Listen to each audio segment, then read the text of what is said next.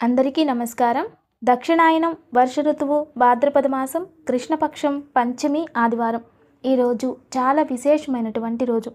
ఈరోజు మంత్రబలంలో భాగంగా అందరూ కూడా ఓం తుష్ట్యై నమః, ఓం తుష్ట్యై నమః, ఓం తుష్ట్యై నమః అనే నామాన్ని జపించాలి. ఇక మొదటి యోగక్షేమం. ఈరోజు చాలా అద్భుతమైనటువంటి రోజు. జిల్లేడు ఆకును తీసుకుని, అది తెల్ల జిల్లేడైనా పర్వాలేదు, మామూలు జిల్లేడైనా పర్వాలేదు, ఒక ఆకును తీసుకుని, అలాగే ఒక రాగి చెంబు కానీ, ఇత్తడి చెంబు కానీ, లేదా మట్టి కుండైనా పర్వాలేదు, ఏది అనుకూలంగా ఉంటే అది తీసుకొని అందులో పిడికెడు నవధాన్యాలు వేసి దానిపై జిల్లేడు ఆకును ఉంచి ఆకుపైన మట్టి ప్రమిద పెట్టి దేవుడి గదిలో దీపం వెలిగించి నవగ్రహ స్తోత్రాన్ని పారాయణ చేయాలి. ఇలా 9 గ్రహాలకు సంబంధించి ఒక్కొక్క స్తోత్రం ఉంటుంది. అలా నవగ్రహ స్తోత్రాన్ని పారాయణ చేసుకొని తరువాత ఆ తెల్ల జిల్లేడు ఆకును తీసుకొని దాని లోపల ఉన్న నవధాన్యాలు ఆకుపై వేసేసి తరువాత దానిపై దీపం పెట్టాలి. దీపం కొండెక్కాక ఆ నవధాన్యాలను నానబెట్టి ఏదైనా ఆవుకు తినిపించాలి. అలా వీలు కాని వారు ఏదైనా నీటిలో వేసేయాలి. ఇలా ఆచరించడం వలన నవగ్రహాలలో ఏ గ్రహం దోషం మీపై ఉన్నా అది వెళ్ళిపోతుంది. కృతికా నక్షత్రంలో దీనిని ఆచరించడం వలన అద్భుతమైన ఫలితం ప్రాప్తిస్తుంది. ఇక ఈరోజు ఒక అద్భుతమైన పరిహారం.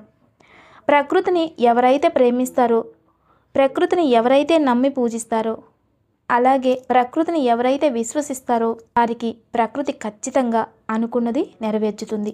కానీ అంత ప్రయత్నం మనం చేయాలి. అయితే దానికి సంకల్పం అనేది గట్టిగా ఉండాలి.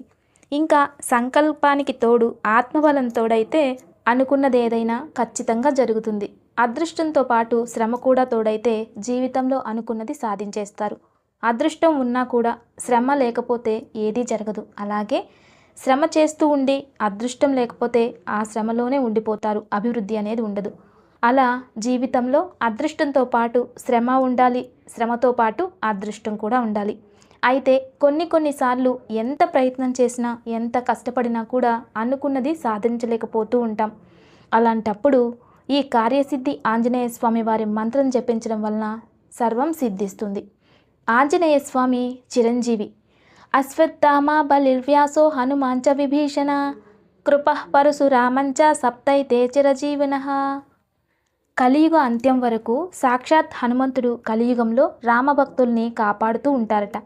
రామ అంటే ధర్మం అనర్థం. ధర్మంగా నడుచుకునే వారిని ఆంజనేయ స్వామి ఎల్లవేళలా కాపాడుతూ ఉంటారట. అందుకే హనుమంతుని అనుగ్రహం అందరిపైన ఉండాలి. మీరు ఏదైనా సాధించాల్సి వచ్చి ధర్మ మార్గంలో ఎంత ప్రయత్నించినా వృద్ధి చెందాలి అనుకునేవారు, ఎంత ప్రయత్నించినా అభివృద్ధిలోకి రావడం లేదు అనుకునేటటువంటి వారు ఈ మంత్రాన్ని రోజుకు 108 సార్లు ప్రతిరోజు పఠించాలి. దీనిని ఇంట్లో కానీ, రావి చెట్టు కింద కానీ, బిల్వవృక్షం కింద కానీ, లేదా దేవాలయంలో కానీ, దత్తవృక్షం కింద కానీ పఠించవచ్చు. అంతేకాకుండా నదీ తీరంలో కూడా పఠించవచ్చు. ఇలా దీనిని ఒక దీక్షలాగా 7 రోజులు కానీ, 48 రోజులు కానీ, అంటే ఒక మండలం రోజులన్నమాట. ఇలా చేయడం వలన మీరు అనుకున్న లక్ష్యం ఏదైతే ఉంటుందో దాన్ని ఖచ్చితంగా సాధించగలుగుతారు. ఇది చాలా అద్భుతమైన మంత్రం. ఇది స్త్రీ పురుషులు పిల్లలు ఏ వయసు వారైనా పఠించవచ్చు. ఉదయం కానీ సాయంత్రం కానీ పఠించవచ్చు.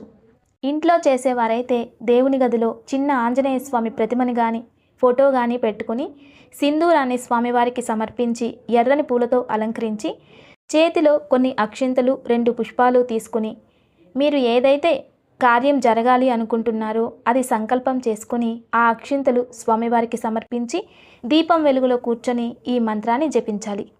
మంత్రం ఏమిటంటే అసాధ్య సాధక స్వామిన్ అసాధ్యం తమకిం పద రామదూత కృపా సింధో మత్కార్యం సాధయ ప్రభో. ఇలా చక్కగా పఠించండి. చిన్నపిల్లల్లో బాలారిష్ట దోషాలు, బాలగ్రహ దోషాలు ఉంటే వారితో కూడా చెప్పించడం వలన అవి తొలగిపోతాయి, ఆరోగ్యం ప్రాప్తిస్తుంది. ఇక రెండవ యోగక్షేమం. ఉమ్మెత్తకాయను తెచ్చి పార్వతీ పరమేశ్వరుల ముందు ఎర్రటి వస్త్రం పైన పెట్టి దానిపై కొంచెం గంధం, పసుపు, కుంకుమ రాసి సాంబ్రాణి ధూపం చూపించి మృత్యుంజయాయ నమః రక్ష రక్ష గృహరక్ష అనుకుంటూ ఉమ్మెత్తకాయని పైకి కిందికి సింహద్వారానికి దృష్టి తీసి ఎక్కడైనా నీటిలో కానీ మొక్కలో కానీ దాన్ని పడేయాలి. ఇక దివ్య పూజ. రేపు దివ్యమైన పూజ. వివాహం చేసుకోవాలి అనుకుంటున్నవారు లేదా వివాహం కావాలి అని సంకల్పం చేసుకున్న వారికి ఏవేవో కారణాల వలన ఆ సంకల్పం లేట్ అవుతూ ఉంటుంది.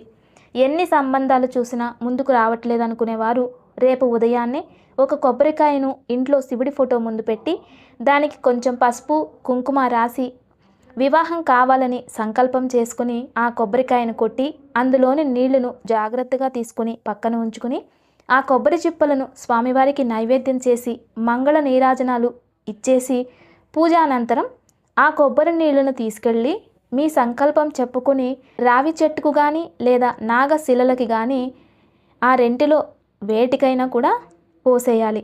ఇలా చేయడం వలన ఖచ్చితంగా 64 రోజుల్లోనే వివాహం నిశ్చయమైపోతుంది. అంత అద్భుతమైన పరిహారం తప్పక పాటించండి. ఇక ఇంట్లోనే పూజించేవారు బయటికి వెళ్ళలేని వారు ఆ నీటిని తులసి చెట్టుకి సమర్పించాలి. ఇక దివ్యమైన యోగక్షేమం. ఈరోజు పంచమి సాయంత్రం సూర్యాస్తమయానికి షష్ఠి ప్రారంభమవుతుంది. ఈరోజు స్వయంపాక దానం ఇవ్వడం, గోవుకి గోగ్రాసం తినిపించడం వలన పితృదేవతల ఆశీస్సులు మనకి ప్రాప్తిస్తాయి. గోశాలలకి ధన సహాయం చేసినా కూడా పుణ్యఫలం ప్రాప్తిస్తుంది. సాయంత్రం కృతికా నక్షత్రం ఉంటుంది. కృతికా నక్షత్రం అగ్ని నక్షత్రం కాబట్టి ఇటువంటి సమయంలో ఇంట్లోనే మట్టి ప్రమిదలో 3 రకాల నూనెతో దీపం వెలిగించి దుర్గాదేవి ముందు పెట్టి దుర్గా కవచాన్ని కానీ లేదా దీపదుర్గా స్తోత్రాన్ని కానీ పారాయణ చేయడం వలన శత్రుబాధలు తగ్గిపోతాయి. శత్రుబాధల నుండి విముక్తి కలుగుతుంది. శత్రుజయం కలుగుతుంది. నమస్తే. Thanks for watching.